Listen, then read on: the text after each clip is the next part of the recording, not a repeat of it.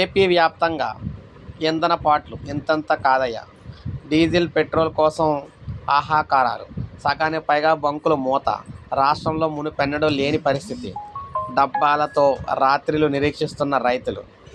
So ఇదే మనకు present situation అయితే కలుస్తుంది. మంగళవారం కూడా ఇదే పరిస్థితి అనమాట. రాష్ట్రంలో డీజిల్, పెట్రోల్ కొరత వాహనదారులు గగ్గోలు పెడుతూ ఉన్నారు. రాష్ట్ర వ్యాప్తంగా ఉన్న 4,500 పైగా బంకుల్లో సగానికి పైగా మూతపడ్డాయి. చాలా బంకుల వద్ద నో స్టాక్ బోర్డులు, భారీగా బారులు తీరిన వాహనాలే కనిపిస్తూ ఉన్నాయి.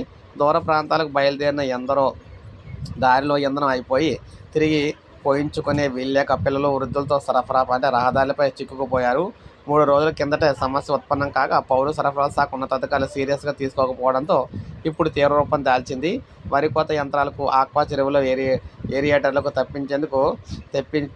తిప్పేందుకు డీజిల్ కోసం రైతులు రాత్రులు సైతం పడిగాపులు కాస్తూ ఉన్నారు.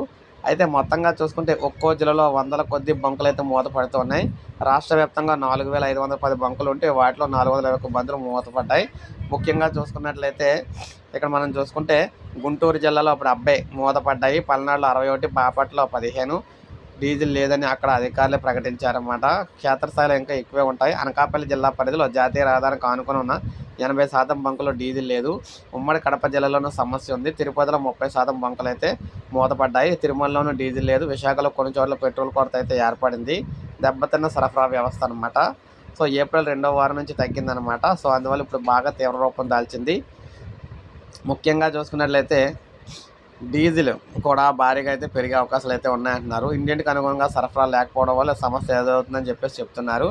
సో ఏది ఏమైనా పెట్రోల్, డీజిల్ కోసం ప్రజలైతే గగ్గోలు పెడుతూ ఉన్నారన్నమాట. వేసవిలో ఫుల్ ట్యాంక్ అయితే వద్దని కూడా చెప్తూ ఉన్నారు. ప్రజలకి, వాహనదారులకు ఇలా ట్యాంకులు పెట్టుకుని అయితే పట్టుకెళ్లే పరిస్థితి అయితే వచ్చింది.